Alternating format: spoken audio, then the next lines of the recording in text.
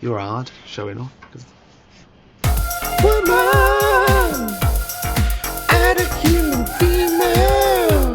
If you're wondering what you've just watched, it's a bunch of angry, entitled, spoiled brat cowards. What gets me about events like this, and we've seen it a few times now, where these protesters, these activists, these trans rights activists, Antifa, whoever they are, turn up to a women's gathering or women's talk about women's rights or women's events, and they scream in the faces of women and they give it all the mouth and they threaten women. We've even seen them attack women, such as Maria McLachlan, that got punched in the face a few years ago by an activist. And these young men are protesting these women's rights conferences and gatherings and meetings, these women's events, on the grounds of they are fighting for their rights. They've got it into their head that this is a war, and they've gone to war with women over the rights of women because they haven't got another war to fight at the moment, apparently. They like to give it all the talk about how they just want to live their lives in peace and we just want to pee and we feel unsafe, so we need to be allowed into women's spaces. And then you're turning up to women's rights events and you're screaming in the faces of women,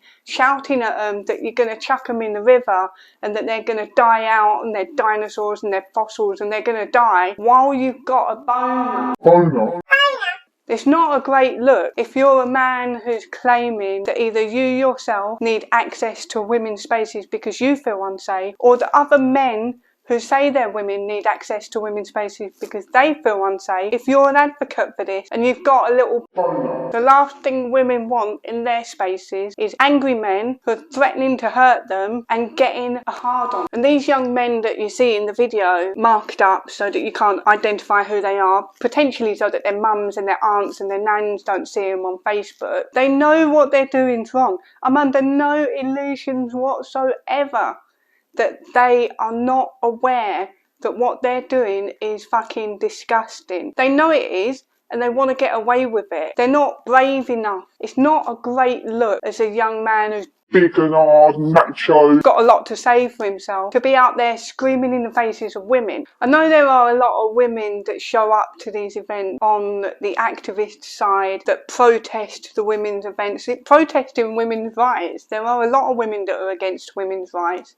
And I sometimes try and think about what's going on in their heads, what's making them do this. And I have a lot of thoughts, but one thing I can say that I think is true, in my opinion, is that it must feel so empowering. They must feel so emboldened, standing there, having these men on their side, shouting at women. It must feel pretty powerful. I reckon a lot of the women in this have bought into the lie that children will die, children will commit suicide if they do not go along with this ideology, if they do not capitulate. But I do think there are some women that are activists in this that are looking for a power grab, and they've seen it in this movement and this ideology, and they're all in. And there are some women that are just doubling down on what they're doing because they're already in the shit anyway and they might as well keep digging. I think what Kellie J Keane is doing with the Standing for Women event is absolutely phenomenal. Going over all around the country to the major cities and getting women together in real time, in real life, to talk about their actual rights and what they can do is brilliant. But what's happening as these activists begin to ramp up their violence and their aggression towards women, especially at these events, the events are now starting to get more exposure in the media and trending and getting on the news and in the newspapers. Part of the genius of that is showing people how aggressive and misogynistic this ideology really is, how homophobic it is, how woman-hating it is, how self-hating it is. You can really, really feel it. It's visceral when you see it on the camera. When you see those men screaming in the faces of women that they're fossils and they're going to die out and they need to go home and look after their kids, you can't help but feel it.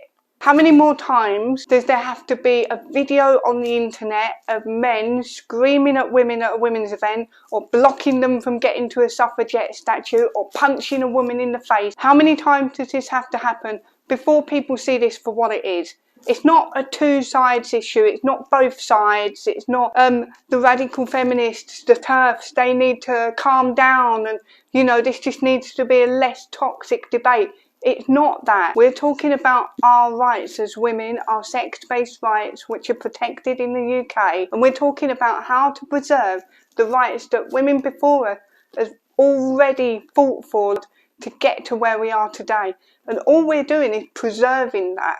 So it really, really boils my piss when I see the fucking police putting up a tweet acting like this was just like two sets of protests came to have a shouting match at each other. That ain't what happened. They're making it sound like some sort of gang fight that was pre-arranged. These women got together to talk about their rights. From what I could see as well, the police weren't really doing much. I don't know how many police officers were there and what technically they're allowed to do and what they're not allowed to do. But it wasn't a great look that women were trapped in a pub, essentially, and the pub was surrounded by these activists and the women couldn't leave, and the police were telling them to leave in drips and drabs and sort of like try and leave discreetly so that the activists don't notice. That's not how this should work. If this was the other way around and there was some sort of trans rights event or talk going on and a bunch of women protested it and threatened them and were screaming in their faces, those women would be arrested in a fucking heartbeat. It's just the hypocritical nature of this debate, which ain't even been a debate yet because the motto has been no debate for 5 years. The hypocritical nature around this is astounding.